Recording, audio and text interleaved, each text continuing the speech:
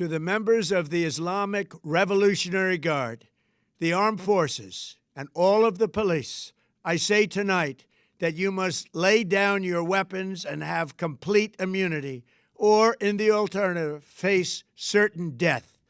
Finally, to the great proud people of Iran, I say tonight that the hour of your freedom is at hand. Stay sheltered. Don't leave your home. It's very dangerous outside. Bombs will be dropping everywhere. When we are finished, take over your government. It will be yours to take. This will be probably your only chance for generations. Oh, yeah.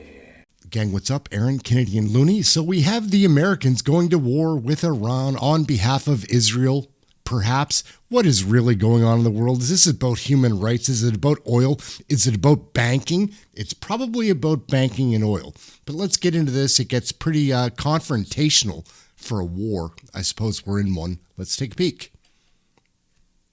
I thank the representative of Bahrain for the statement. The representative of Iran has asked for the floor to make a further statement. Thank you. I have one word only. I advise to the representative of the United States to be polite. It will be better for yourself and the country you represent. Thank you. The representative of the United States has asked for the floor to make a further statement. Frankly, I'm not going to dignify this with another response, especially as this representative sits here in this body representing a regime that has killed tens of thousands of its own people and imprisoned many more simply for wanting freedom from your tyranny. Thank you, Mr. President.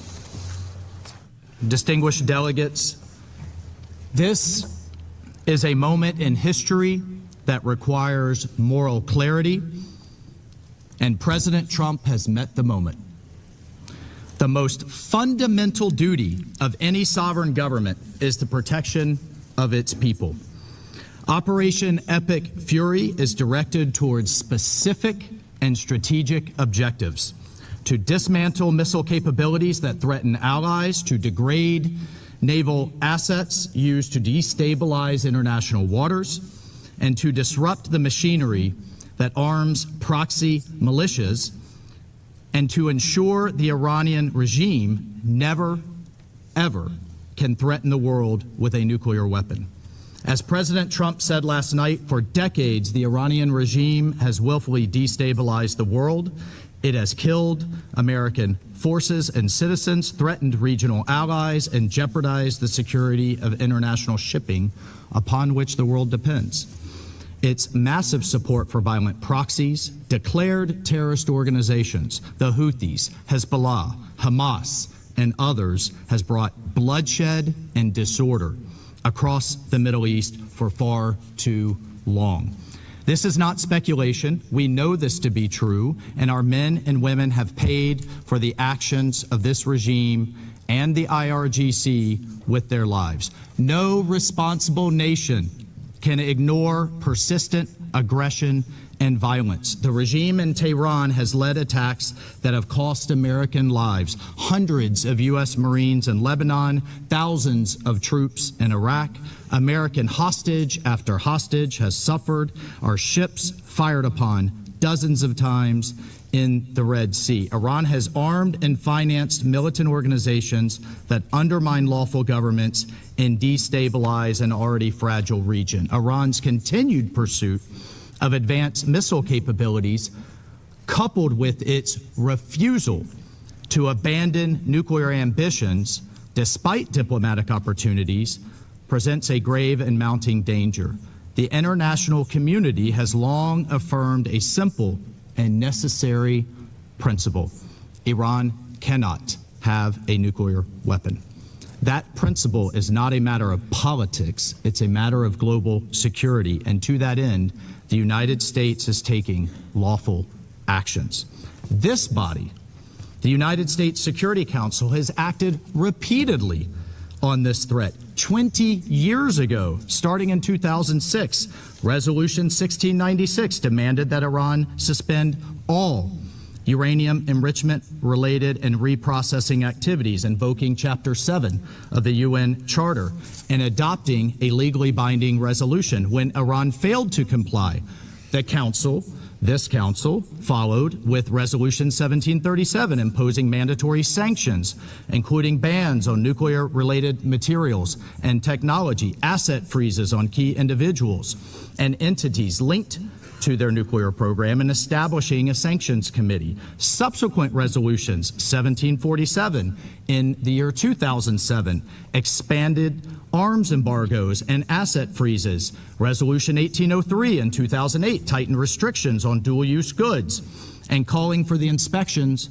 of Iranian cargo. Resolution 1835 in 2008 reaffirmed the need for full compliance. And Resolution 1927 in 2010, which was the most comprehensive, banning ballistic missile activities, tightening the conventional arms embargo, targeting the IRGC and shipping lines, and prohibiting new Iranian banking relationships, built a robust multilateral framework to curb Iran's nuclear and missile pursuits. These measures, again adopted under Chapter 7, represented the world's collective judgment that Iran's actions posed a threat to international peace and security. And despite numerous opportunities for an alternative path, Iran remained defiant.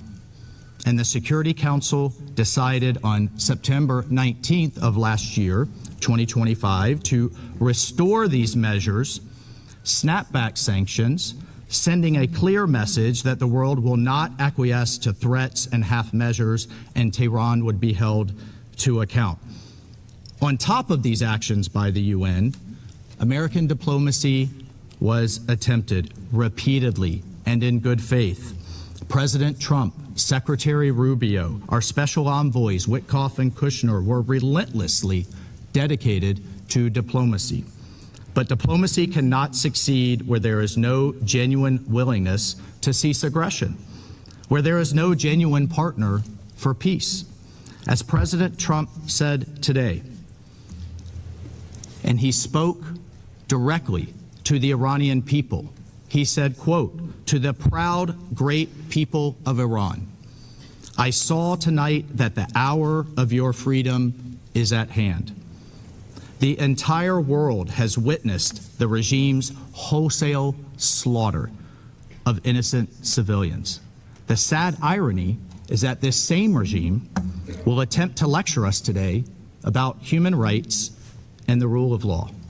Its presence here in this council makes a mockery of this body. But where the UN lacks moral clarity, the United States of America will maintain it.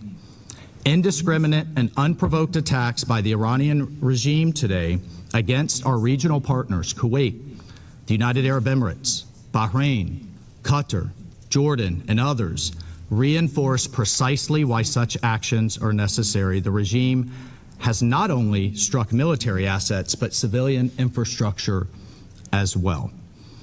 Those who stand with us must know that their security is not negotiable. The safety of our allies is not conditional. It is assured. The bottom line is this, colleagues. Our allies and partners can count on the United States and can count on President Trump. Colleagues, peace is not preserved by appeasing those who threaten it. Peace is preserved through strength in the face of terror. History has taught us that the cost of inaction is far greater than the burden of decisive action. And our president, President Trump, has taken that decisive action today. I thank you. No president was willing to do what I am willing to do tonight. Now you have a president who is giving you what you want. So let's see how you respond. America is backing you with overwhelming strength and devastating force. Now is the time to seize control of your destiny and to unleash the prosperous and glorious future that is close within your reach. This is the moment for action. Do not let it pass. May God bless the brave men and women of America's armed forces. May God bless the United States of America. May God bless you all. Thank you. All right, gang, we're going to wrap it up there. Is this war about human rights, oil, banking? I'm saying it's about banking and oil. Anyhow, that's it. Like, share, subscribe. We'll catch you in the next video. Thank you for watching this one. We'll catch you in the next one. We're out for now. Ciao.